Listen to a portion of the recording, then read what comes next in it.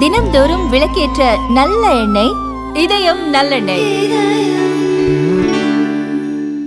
ஏற்கனவே நாட்டில் என்ன நடக்குது அப்படின்றது உங்களுக்கு எல்லாம் தெரியும்.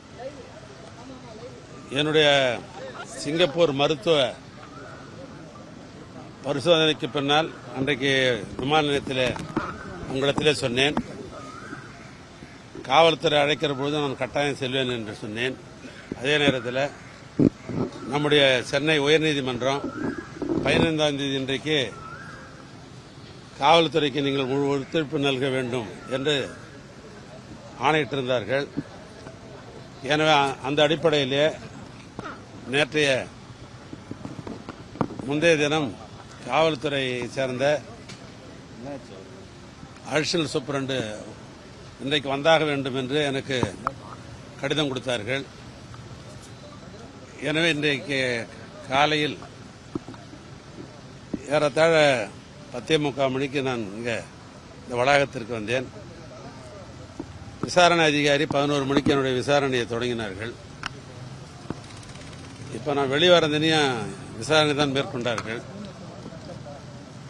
பல்வேறு கேள்விக்கணைகளை அவர் தொடுத்தார்கள். என்னை பொறுத்தளவிற்கு முழுமையாக ஒத்துழைக்கின்ற அந்த அடிப்படையில் என் மனதுக்கு பட்டதை, குறிப்பாக உண்மைகளை நான் அவர்களுக்கு பதிலளித்திருக்கிறேன். என்னுடைய பதில் என்பது முழுக்க 100% உண்மை கலந்தது. அதில் எந்த விதமான கலப்படமும் இல்லை. ஏன்னா அந்த அடிப்படையில் அந்த பணியை நான் நிறைவு செய்துட்டு வந்திருக்கிறேன். காவல்துறைக்கு முழு ஒத்துழைப்பு கொடுத்திருக்கிறேன். நீதிமன்றத்தினுடைய ஆணையை ஏற்று இதில் என்னுடைய பதிலை நான் சொல்லியிருக்கிறேன். மீண்டும் அவர்கிட்ட சொல்லிட்டு வந்திருக்கிறேன், நீங்கள் எப்போனாலும் இது சம்பந்தமாக என்னை அழைத்தால் நான் முழு ஒத்துழைப்பு தருவேன், மீண்டும் என்னை கூப்பிட்டா நான் வருவேன் அப்படின்னு நான் சொல்லிட்டு வந்திருக்கிறேன். மீண்டும் சொல்லுகிறேன், எனக்கு மடியில் கனம் இல்லை, வழியில் பயம் இல்லை என்ற ஒரு பழமொழி உண்டு. இல்லை, நான் எந்தவித குற்றமும் செய்யாதவன். அரசாங்கம் திட்டமிட்டு என்னை அதில் இணைத்திருக்கிறார்கள். நீதிமன்றத்தில் வழக்கு இருக்கிற காரணத்தினால் இதற்கு மேல் விரிவாக எதுவும் நான் சொல்ல முடியாது. 28ஆம் தேதி வழக்கு நீதிமன்றத்தில் வர இருக்கிறது. நீதிமன்றத்தில் நான் நீதி எதிர்பார்த்து இருக்கிறேன்.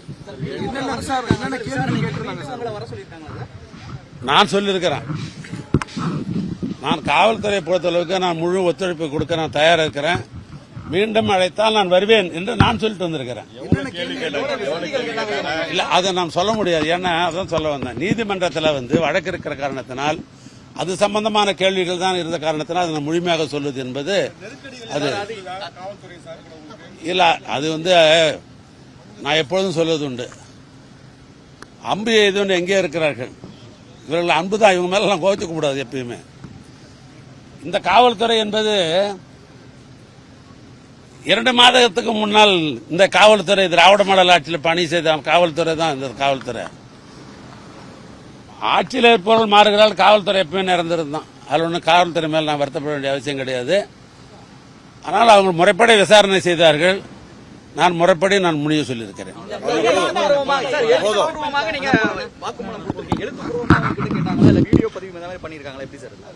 இல்ல, நான் சொல்ல கம்ப்யூட்டர்ல அவங்க ஃபீட் பண்ணாங்க.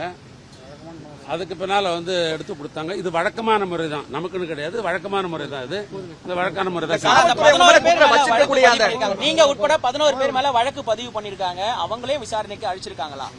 இல்ல, அது தெரியாது. என்ன பொறுத்தவரை நீங்க கூப்பிட்டாங்க, நான் விசாரிச்சேன். உங்க மேல பதிவு செய்யப்பட்டிருக்க முதல் தகவல் அறிக்கைக்கு என்ன விளக்கம் கொடுக்குறீங்க?